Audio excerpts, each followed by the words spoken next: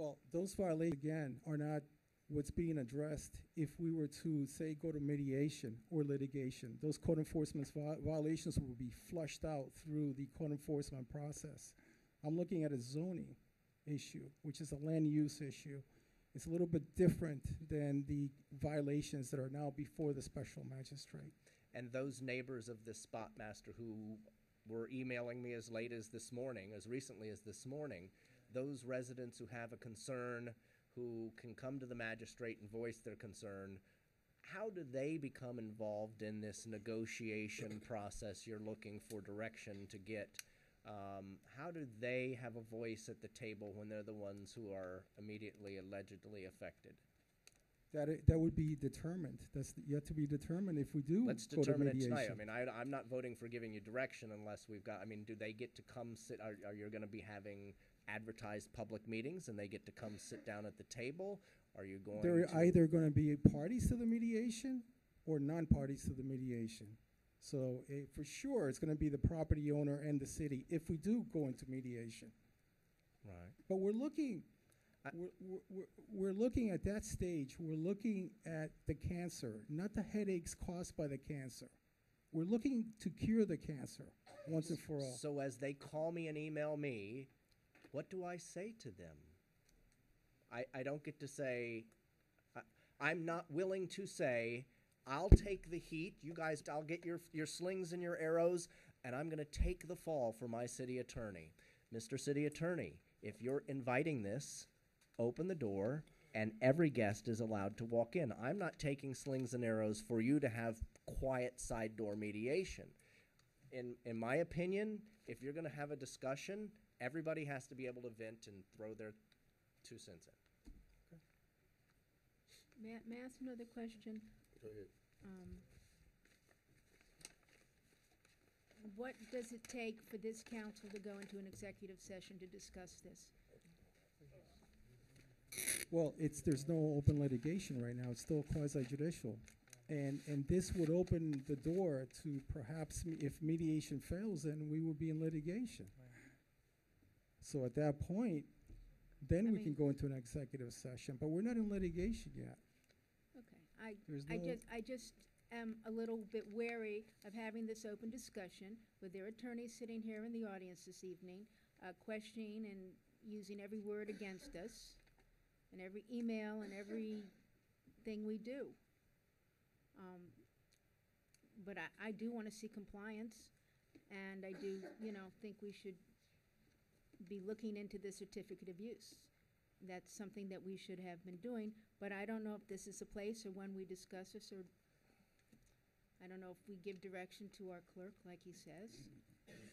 The clerk I've been asking our city attorney for the past year for guidance, which is not you. You've been our attorney for the last couple months, so it's not like we haven't been talking to our attorney asking for guidance how to remedy this situation.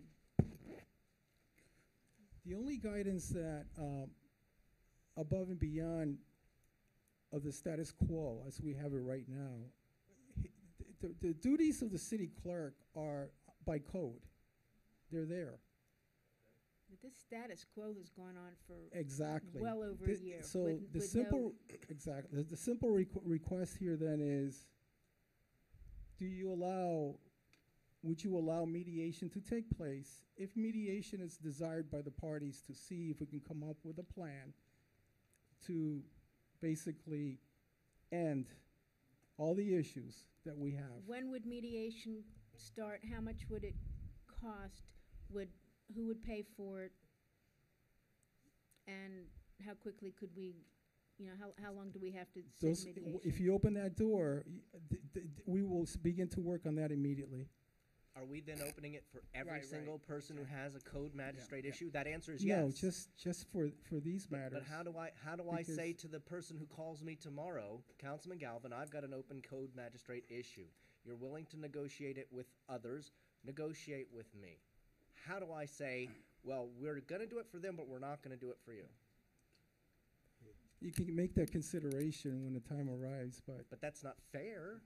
I mean, that when that time arises,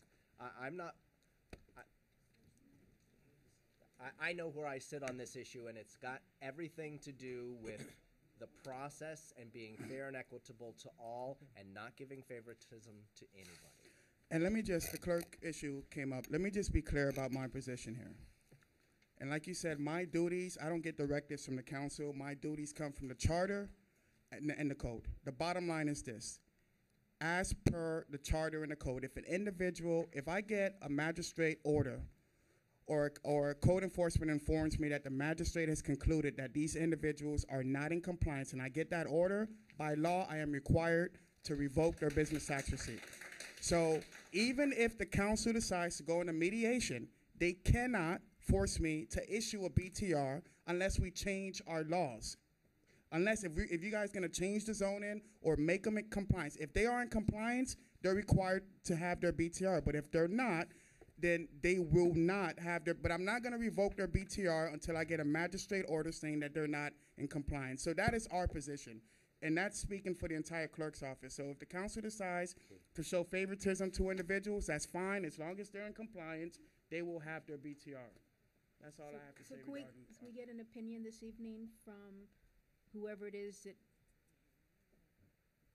whoever is out there, or do we have to get that opinion from our magistrate? And do we have to issue a notice of non-compliance so it can go to the magistrate? Because maybe we need to do that on that ground to work on the certificate of use. In the meantime, Yeah, code enforcement usually, when an individual is in violation, code enforcement would cite them. And if they want to challenge the citation, they'll go before a magistrate. I'm assuming that happened here. Now, once that happens, the magistrate rules. And once the magistrate rules, that's why I kind of agree with Scott Galvin. We honestly shouldn't be talking about this until we get a ruling from the magistrate. Now, once the that's what I'm magistrate trying rules, to understand. So this particular issue is pending a magistrate's decision, then we should stop discussing. Exactly. Okay. All right. Mayor, may I move on to tab M? Go ahead. Discussion regarding Sister Cities International. Okay, this is another item again. I would like, well, I know staff don't have much to say, but I have some questions for you, Mr. City Manager. I just wanted some historical background, which I did receive an email this afternoon from staff regarding Sister City.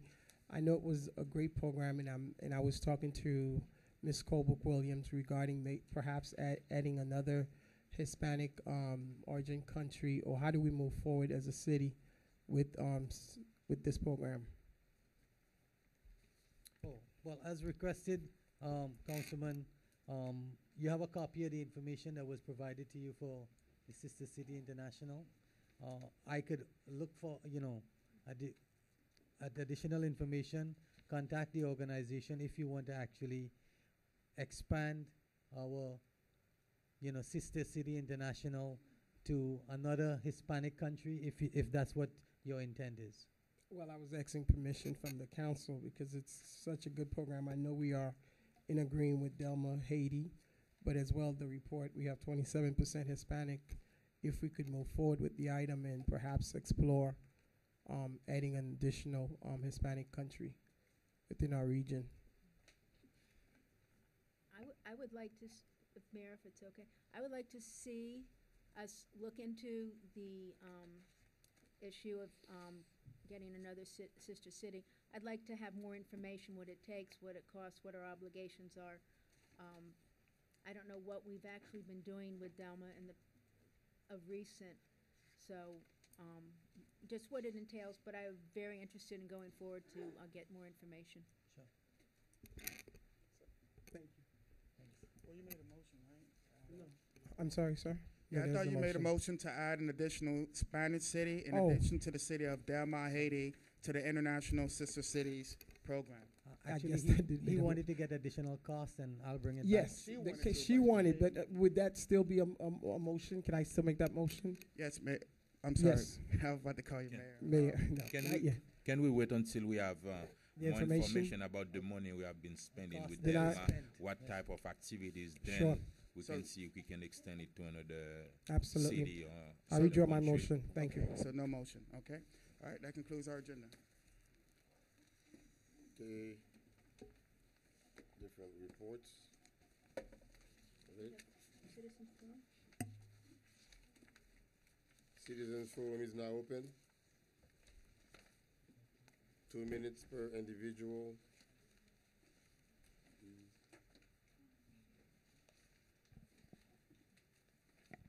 Can I start? Yeah, go Hi, ahead. Sarah McDevitt, 14490 Northeast 10th Avenue. I just wanted to speak shortly to the Cagney North plan that was presented. Horrified. While I think that there's some great places that we could do that, our city's seriously lacking in open green space. It's been talked about many times. I walk by that park almost every single morning on my morning walk or run, and it breaks my heart to see a big fence around that. We need to open it up. We need to get some trees out there. We need to have people using that space, and to have it turned into something that costs residents money and is closed off to people who can't afford to go to it really strikes fear in my heart. I think that a great place for them to consider would even be the area that RetroSource put forth for a Walmart. That's just right down the street, same road, wouldn't have all the congestion of the high schools, and maybe if they're thinking about our city, because it sounds like they are, they could consider that space. Thanks very much.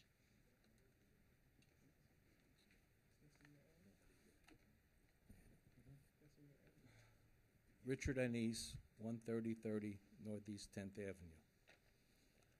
Duke, look what I got here. Third bill to which, well, let me back up. About a year ago, you guys decided to waive about $250,000 for base charge on a second meter. That also included, I don't know if you figured it in the money, but that also included a second base charge for people that only had one meter in duplex status. This was effective November 1st. The bill that I got effective November 1st would have had a partial credit from November 1st to December 20th for that second base charge. It wasn't on there. I called the city manager's office and it was going to be taken care of. Didn't get taken care of. The next bill comes and it still wasn't taken care of. So I went to City Hall. City manager was out. The budget director was out. Budget director is now the assistant city manager. I caught him in the hallway as he was coming in. He says, "Oh, I'll tell you the truth, city manager didn't put in the memo, but it's going to get done. It'll be taken care of." I've paid the bills in full, including the payment including the part that it should have been credited. This came today. Still no credit. It's about a year since you guys decided to do this. I'm going to call the city of Biscayne Park and tell every duplex owner there that's got a single meter that they should be expecting a refund. You guys better refigure the budget for more than $250,000 and get the credit done. It's ridiculous. I argued the fact that you should have been charging that extra base charge because they had a second meter. I have a legitimate complaint because I got one meter with two base charges. Everybody said, "Oh no, we're going to take care of you." Yeah, we're going. I met with people. I don't know how many times. I met with Steve for an hour. Okay, no, thank you very much, Mr. Manager. You need to deal with this. Make an appointment with the gentleman about the. How about credit. just This doing needs it? to be taken care of. Okay. No Can- appointments. Just do it. Can you just do it, Mr. Manager? I got his I name. heard a Okay. year ago it was going to get done. Thank you. Sir, please speak with the new finance director, Mr. Larry Springs, in the back. I thought you said you could do it now. I worked on it. It should have been done.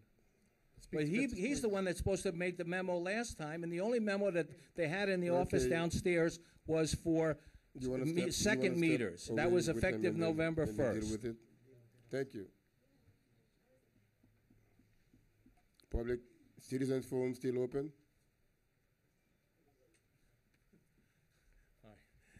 Very brief this evening. William Prevotel, 11950 North Bay Shore Drive. I guess some of us are curious about that elephant in the room, which was our last council session, and what the status of the comprehensive plan is.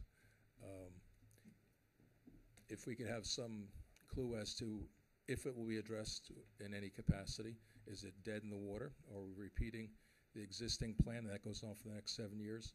Will there be some way of making adjustments still? Will it be reviewed again? Or has it already been sent off to state so that it can get the second review in December? Talked a little bit tonight about mediation, non-binding mediation. it would be nice if our council could sort of get together at some point and maybe work out the details to find out exactly why some people voted. And it's really that one issue, the majority, supermajority issue. If we could find out maybe some common ground or get some sort of assurances so that we could collectively go forward, because you had so much in common that maybe the nuance of this is just preventing the entire city from going forward. So if we could find some common ground, that would certainly be appreciated by the entire city. Thank you.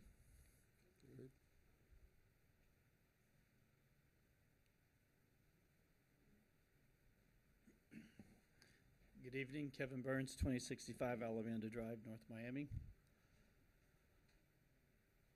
I don't know where to begin.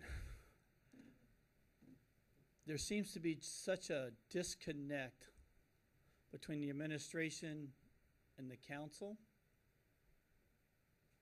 disconnect between the council and the residents, a disconnect between the administration and the residents. It's sad to see, and you're seeing it fester tonight, that things and issues are in front of you that should not be in front of you tonight. Not necessarily any one particular person's fault. That whole thing with Cagney Park should have been nipped in the butt in 2 seconds to say, by the way, we're leasing it from Miami-Dade County School Board. Not that I have an opinion one way or the other of that particular project, because I don't know enough about it, and the fuzzy map that was thrown around so quickly. It should have been brought to each and every one of you individually to discuss, and a legal opinion should have been given by the city attorney up front saying, you know what, folks, we have an agreement, interlocal agreement with the school board that we're not even in compliance with yet. Again, we have a beautiful acre wide open land. If we're talking about building a $20 million project over at Pepper Park, we have property there that is not encumbered by any lease or anything else. This is stuff that individual council members should have had a discussion with the city manager and the city attorney before we even had these people here making this presentation. Mr. Manager, you're in the hot seat tonight. I could see that a mile away. Rightfully so, I don't know. And Mr. Mayor, please indulge me for another minute. Somebody needs to communicate. And I think it's time that each individual council members have a one-on-one with the city administration. Do your evaluation. Have a conversation, direct conversation of what's good and what's bad and what's working, what's not. Because the rumors and innuendos and everything else going around is getting unbearable. You all are professional. Everybody's trying to do what they're doing. The council people's trying to do the right thing. Staff is being dragged out 20 different ways. But I think each and every council member, the manager, you owe it to each and every council member to have a sit-down one-on-one with them and tell them what you're facing, what they're facing, what their issues are. If not, we're going to continue to have meetings like this where half-assed things come up here. Nobody knows what's doing. Staff isn't given the direction they're supposed to be, the directors. And it's very noticeable. I think you all need, and again, it's just my humble opinion of being around here for 25 years or more in this city hall, that it cannot continue the way it is. I think the communication has to be corrected. And if not, that's something to be dealt with down the line. But it's something that seriously needs to be addressed. Thank you very much. All right.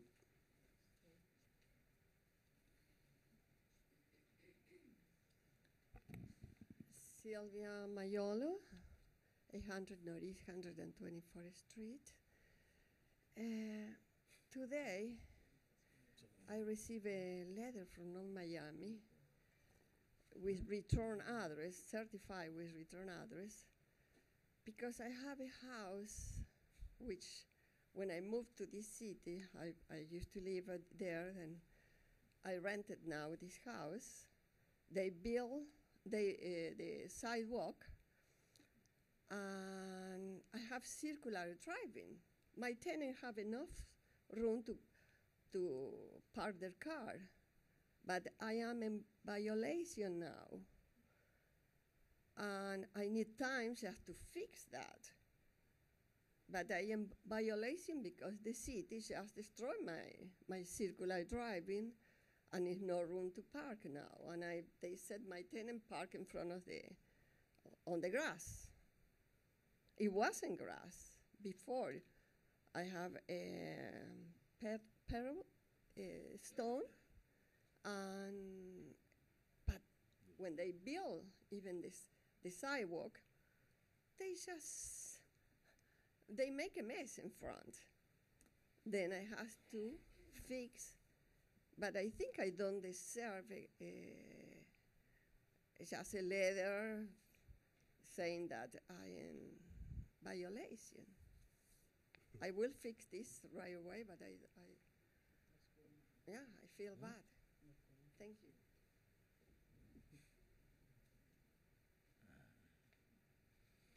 Good evening. My name is Judy Brown. I live at 1100 Northwest 120 Terrace. And I'm coming to try to get an update on Denmark on 7th Avenue. Since I've heard so much tonight about the magistrate and what can happen, and where are we with Denmark? I've been here 40 plus years. That's an eyesore.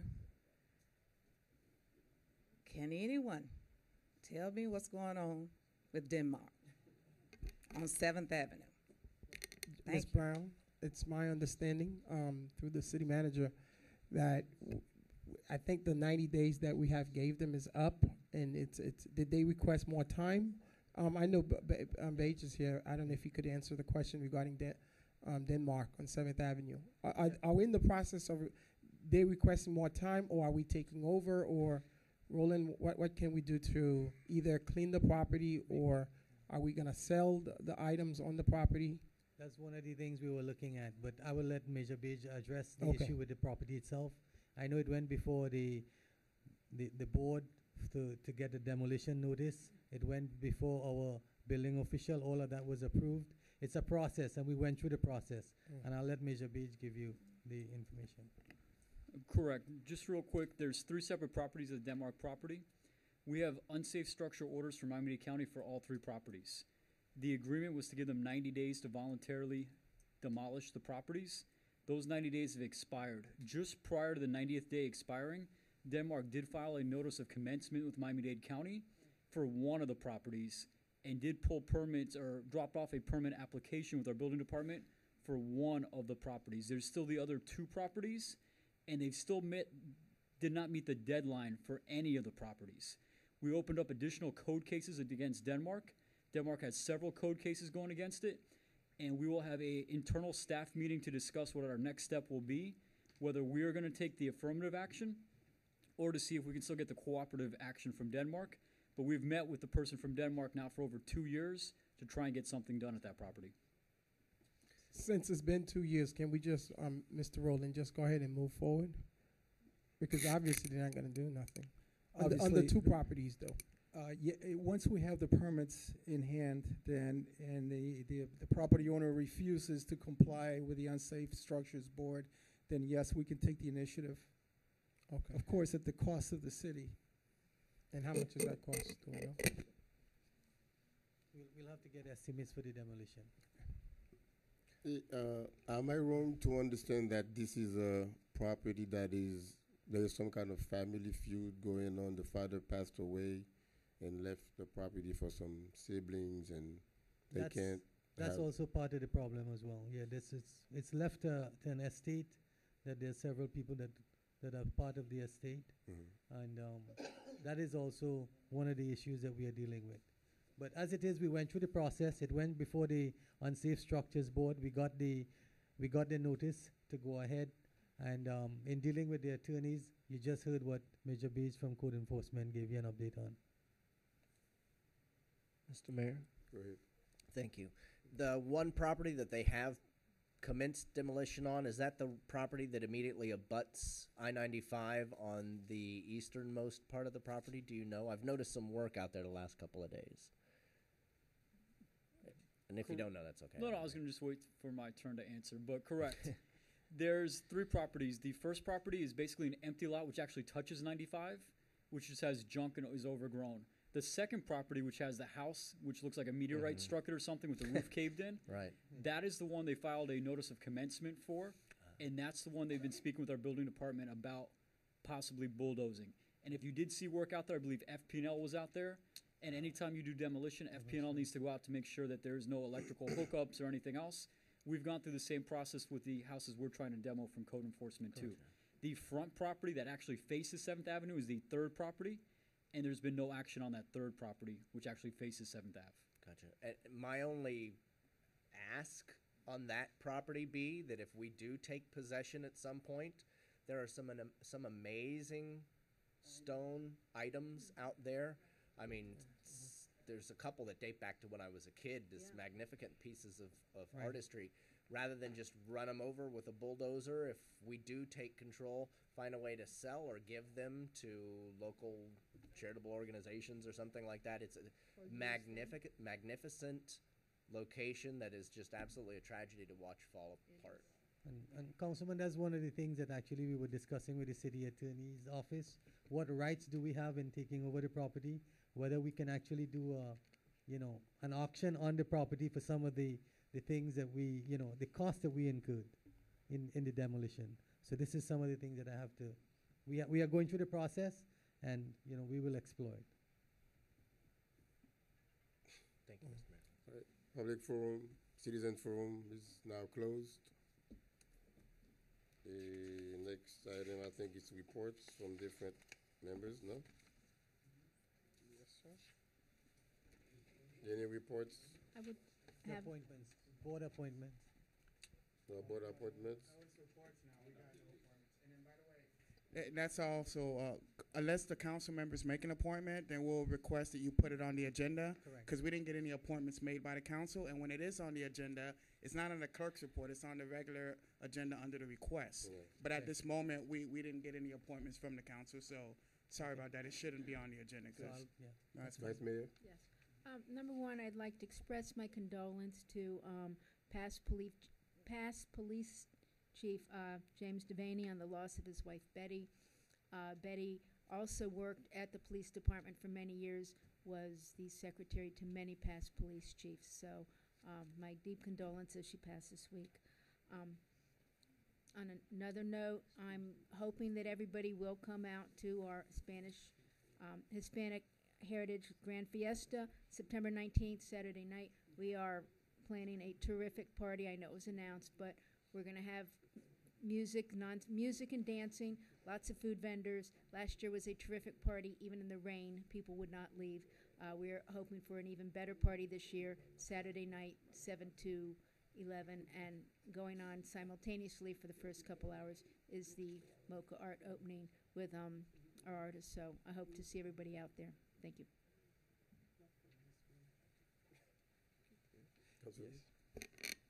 Thank you, Mr. Mayor. I'll just echo what the councilwoman said about Chief Devaney's wife, Betty. I went to the viewing before I came over here tonight, and he was in very good spirits, all things considered.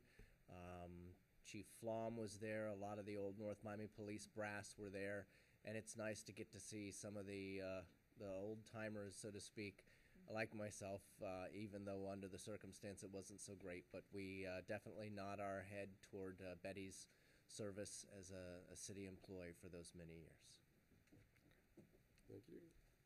Yes, Mr. Mayor, I'd like to announce next Tuesday, September 15th at 6 p.m., my district will be selecting several homeowners who participated in a process where we're going to be awarding $10,000 per family, and we're going to select about 10 different households. I decided to do it a little bit different. We're doing a lottery system where transparency and fairness could be part of the system, because part of the complaints I received from residents, they felt like we always did something with friends and et cetera, et cetera. So now doing it out in the open, we invite the public. It's going to be a wonderful event. We're going to we have approximately 18 folks who are qualified under HUD. who will be selected, and we'll be selecting 10 of those folks to get their home beautified in my district. And I invite the entire public to come out. It's at 6 p.m. The address. No, District 3 residents cannot participate. Councilman, the address is 13753 Northwest 7th Avenue. That's the police station. So we're inviting the entire public to come out next week. Thank you.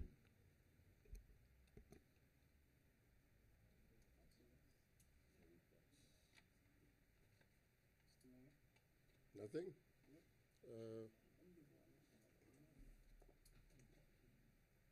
I don't think I have anything either. Mr. Clerk? Real briefly, my neighbor had some encounters with some North Miami police officers recently, a very nice lady who retired here in the city, and she had nothing but compliments for the professionalism, the courtesy of the North Miami Police Department, and she wanted to make sure that I publicly acknowledged the chief, Jeriga, Burgess, and Eugene for the job well done you guys are doing with our officers. They're extremely cordial. And of course, guys like Jeriga, who's been here since I was a young juvenile, of course, deserve all the respect possible. You guys are doing a remarkable job, and just keep up the great work. Whistler, you're doing a phenomenal job as our public works director. We can see the beautification projects that's going up throughout the entire city. I know you were berated earlier during the council meeting. That wasn't deserved. I think that especially a guy with your age and the expertise that you have, you've been doing a remarkable job making sure that our city is re-beautified. And last but not least, I wanted to compliment Councilman Desiree. He has a very good attitude towards the staff here at the city of North Miami. I think that as elected officials, we forget that the individuals who do the real work are the staff members, the departmental directors, the administrative staff. So we should all show them a level of respect. And I think Desiree has, since he's been elected so far, which is true, he's always, even with the staff, when he comes and when he encounters staff here at the city, he's always well soft-spoken. He's always respectful to the staff members. And I want to encourage the other elected officials to make sure that we are, in fact, respectful to our staff members, because they're the individuals to get the job done. And I want to commend you, Desiree, for being so graceful and displaying that with your actions. And that completes my report. Thank you, sir. You got it, buddy. No, I have nothing for this evening. Thank you, Mr. Mayor. Okay, we need a motion to adjourn. So, before you return, Just sir, just two items I need to bring up. Which one? The special city council meeting would be held on September 21st at 7, which is Monday, the day prior to Yom Kippur. The second, it was a report on the selection of the city attorney. The first meeting was held. Direction and guidelines were given to the panel. A total of 66 individuals who applied for the position, and 4 companies that responded to the RFP were supplied or given over to the panel. I believe there's a meeting, but there is a meeting scheduled for tomorrow, a follow-up meeting with the selection panel and shortlisting the number of candidates. Is our budget meeting for this Thursday officially canceled? Councilman, through the mayor, the meeting is not officially canceled. We must convene and recess the meeting, and then reopen the meeting on the 21st. So it's not canceled. We have to show up. We've been advised by the attorneys from the Department of Revenue, as well as our own attorney, that we should come, open the meeting, immediately recess the meeting without any discussion, and reconvene on the 21st. So that meeting on the 10th begins at 6 p.m.? That meeting on the 10th begins at 6 p.m. On the dot, by law, we have to start at 6 p.m. The meeting on the 21st, is that considered then to be our first budget hearing? The meeting on the 21st will be considered our first budget hearing to start approximately at 5:01 p.m. What happens to the CRA meeting that was originally scheduled that night? The CRA meeting that is scheduled that night will be that was part of the discussion. We want the CRA meeting canceled and moved back to the regular meeting that's going to be scheduled on October, I believe it's October 8th, the first council meeting in October. Before the first council meeting in October. The first council meeting, second Tuesday, is October 13th. October 13th, sir. Okay. Now, that first budget hearing is normally a beast that goes on for like 8 hours. We are scheduled to have a council meeting right after that budget hearing. How do you guys plan to negotiate that? Because that's going to be difficult. Staff is right now definitely considering to make sure that agenda is as limited as possible. Nothing controversial to be placed on that agenda. Just because If of you guys the can do it that night, can't you do it tonight and the other nights too? Sorry. no problem, sir. But seriously, if you that first budget hearing, except for like maybe once, twice, ever, Well- it goes on for hours. The last 3 years, thankfully, we've been out in about an hour and a half. So staff is, through our diligence, we plan on briefing the council as much as possible Correct. and going over everything, and we do anticipate the budget hearing being done within 2 hours. Sure. Okay, and then the second budget hearing, you're still planning to have on the 24th? No, sir, the second budget hearing will then, by law, would have to take place on the 30th. The 30th, yeah. And by law, I mean the advertisements will have to go out immediately following the first budget hearing. An advertisement will be going out on that following Sunday, which I believe is the 27th. That'll be placed in the newspaper on the 27th, and the next hearing has to be held within 2 to 5 days afterwards. But prior to October 1st, which gives us the 30th as a date, we would need to hold the second budget So hearing. we're holding our second budget hearing at 6 p.m.? It's going to be at 6:30 p.m. on that On that the day, sir. 30th. Yes, on the 30th, sir. Thank you, Mr. Mayor. I'm sorry. I had no Sure, idea no what we were No, doing. that's- Our next council meeting is on the 21st. The 21st. And the comprehensive plan gonna be a part of it on the agenda? Well, wait. The Yeah, well- comprehensive plan, if that's going to be on that agenda, then It's not gonna be on the agenda? The comprehensive plan is gonna. We've already gone through it. We It were gonna, should be the like 5 comprehensive minutes. plan, we agreed we were gonna have a feasibility, a workshop that we need to take place prior to the comprehensive plan. One of the dates proposed for the workshop would now be the 24th. So I don't think that, after But we even have the if- workshop, we'll be ready to come back. Why, but we don't have to do it by the 28th? I'll let Tanya, I talked to you, Mr. City Manager. Sure. To put the comprehensive plan back on the agenda for this council meeting, for today. And you Correct. said no, based on the requirement, you need to advertise in it for 10 days. I understand that. That's correct. But why you haven't do that for the next council meeting, even if we're gonna have the workshop? Well, there are two things that has to be done. And anyway, Tanya, let's go through the feasibility and what. I think there was a question specifically regarding the date. If I was hearing clearly at the back, Councilman I said the Bailey, you're asking 28th, that about said the it need to be 23rd. submitted by the 28th. The 23rd is the 23rd state's is the deadline for submittal. That's the correct date. The 23rd or the 28th? The 23rd. Okay, when is the next meeting? 21st. For the 21st. comprehensive plan, you said you don't know if it's gonna be on the agenda. At present, we are doing feasibility studies to support the items on the comp plan. The feasibility studies are the calculations and justification for the numbers, which is the height and densities in the comp plan. At the request of another council member, a workshop is going to be done when those We're numbers. okay with the workshop. We're talking about, that Okay. doesn't stopping you from being on the agenda. Okay. Because the workshop not gonna tell you if you're gonna put it or not. We're just gonna discuss the comprehensive plan. But it need to be on the agenda. And I asked you for that and you said yes. That's Yes. when, and you decide now not to advertise it. There were two things. One was the advertisement period, and secondly, I told you, in order for the comp plan to come back for a discussion, it has to be one of the members that voted for the plan. I understand. Okay, that's when no, And the two members that voted for the plan at the time was Councilman Galvin and Councilwoman Keys. okay, that's when they're, okay. The they're the one only that two got it members when- that actually could request this body to Okay. bring it back would be those two by the council 23rd members. is gonna die, right? That's correct. Okay. We done? We done? Meaning, Okay. meaning the comprehensive plan is dead, right? No, not yet.